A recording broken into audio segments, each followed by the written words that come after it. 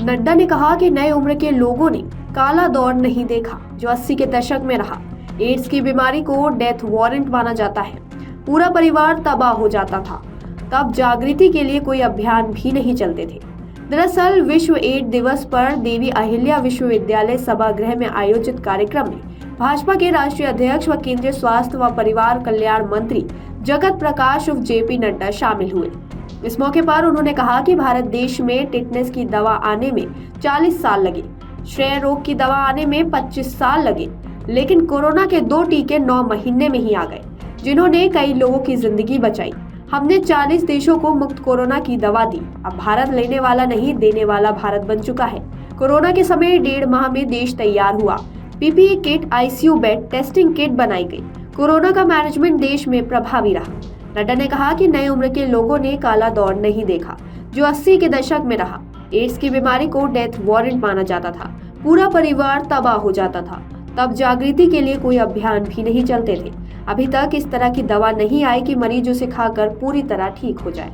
मरीज को आजीवन दवा खानी पड़ेगी और जीवन भर वह ठीक रह सकता है। अब हमारा विज्ञान इतना विकसित हो चुका है कि इस बीमारी के साथ भी लोग लंबी जिंदगी जी रहे हैं, सामान्य संतानों को जन्म दे रहे हैं। इसकी चर्चा में हमें भागना नहीं चाहिए। बच्चों को इस बीमारी के लिए एडुकेट करना चाहिए। उन्होंने कहा कि एड्स के साथ जो लोग जी रहे हैं उनकी स्थिति को समझें और उनके प्रति संवेदनशील रहें और उनके अधिकारों का हनन ना हो, इस बात का भी ध्यान रखें। एड्स की लंबी लड़ाई समाज ने और देश ने लड़ी है। पहले एड्स की दवा नहीं थी। जब दवा आई तो वह इतनी महंगी थी कि वह गरीब आदमी नहीं खरीद सकता था। वह दवाई अब भारत सरकार फ्री में दे रही है। देश में 17 लाख लोग एड्स से पीड़ित हैं। भारतीय कंपनियों ने सबसे सस्ती और असरकारक दवाई बनाई जो विश्व के लिए मददगार साबित हो रही है। अफ्रीका, साउथ अफ्रीका जैसे देशों को हम जोड़ पाए हैं। समारोह में मुख्यमंत्री मोहन यादव ने कहा कि एड्स रोगी को अच्छा इलाज और समाज से मदद मिले तो रोगी इस बीमारी पर जीत हासिल कर जीवन यापन कर सकते हैं। उन्होंने कहा कि कोविड महामारी के बाद देश का स्वास्थ्य विभाग पर विश्वास और पक्का हो चुका है। भारत ने तब दूसरे देशों की भी मदद की है। मुख्यमंत्री यादव ने कहा कि पहले मेडिकल कॉलेज खोलने में परेशानी आती थी, लेकिन केंद्रीय स्वास्थ्य मंत्री नड्डा ने व्यवस्था में काफी बदलाव किए और नए मेडिकल कॉलेज खुलने का रास्ता साफ हुआ। प्रदेश में मेडिकल कॉलेजों की संख्या दोगुनी हुई है। प्रदेश में 3 मेडिकल कॉलेज संचालित हो रहे हैं। 2 साल में इनकी संख्या 50 हो जाएगी।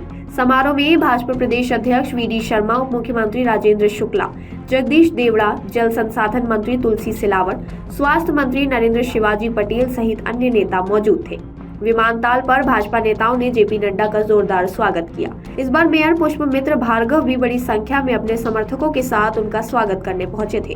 गौरव रणदेव, तुलसी सिलावट, गोलू शुक्ला, रमेश मेंदोला समर्थकों ने भी स्वागत में कोई कसर बाकी नहीं रखी। इस कारण विमानतल पर अव्यवस्था भी फैल गई। एयरपोर्ट रोड पर भी जगह जगह स्वागत मंच लगे हुए थे। एक स्थान पर भाजपा महिला नेत्रियों ने नड्डा की आरती भी उतारी।